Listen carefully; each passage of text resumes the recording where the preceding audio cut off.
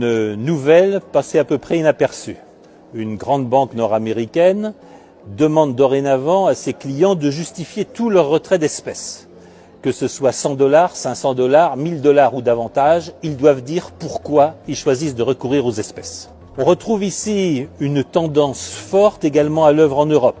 On sait qu'en France, il est interdit de procéder à toute transaction en espèces de plus de 1000 €. On sait qu'un certain nombre d'établissements bancaires, dès qu'ils sont confrontés à des retraits supérieurs à 1000 ou 2000 € dans le mois, demandent à leurs clients de les justifier.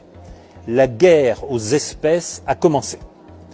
Elle se traduit aussi par la suppression des guichets bancaires. Essayez de trouver un guichet de retrait d'espèces ouvert à Bruxelles et vous m'en direz des nouvelles.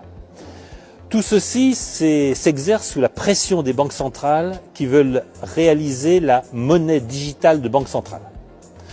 Tout ceci se réalise sous la pression d'une planète numérique et digitale qui souhaite que tous les paiements soient désormais exercés par voie numérique, ce qui aura de graves conséquences.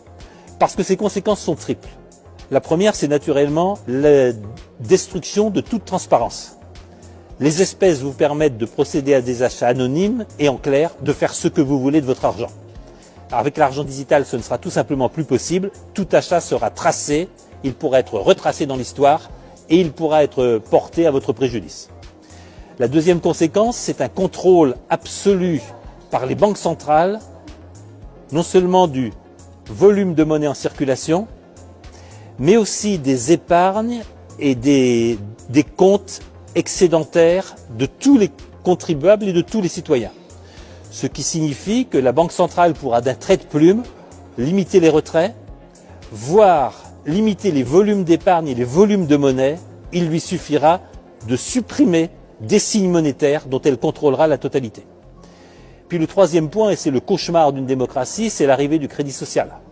Selon vos consommations, selon ce qui pourra être situé de vos consommations, par exemple vous mangez trop de viande, par exemple vous consommez trop d'eau, par exemple vous roulez trop fréquemment en voiture et vous ne savez pas justifier vos déplacements.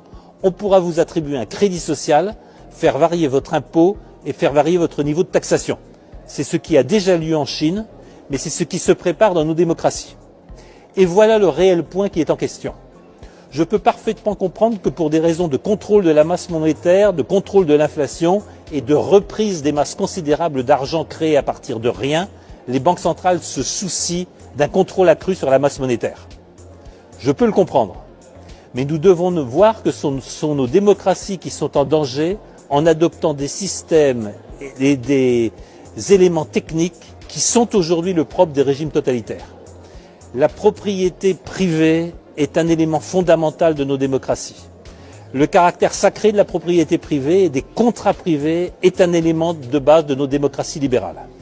Tout doucement, sous l'égide du numérique, sous l'égide de la transition écologique, sous l'égide de glissements présentés au nom des meilleures intentions, nous sommes en train d'abolir les différences qui séparent nos démocraties des régimes totalitaires. C'est une pente extrêmement dangereuse. C'est à nos politiques de réagir, c'est à nos politiques de reprendre leurs responsabilités, c'est à nos politiques de ne pas abdiquer devant les experts, les savants, les comités et les big tech.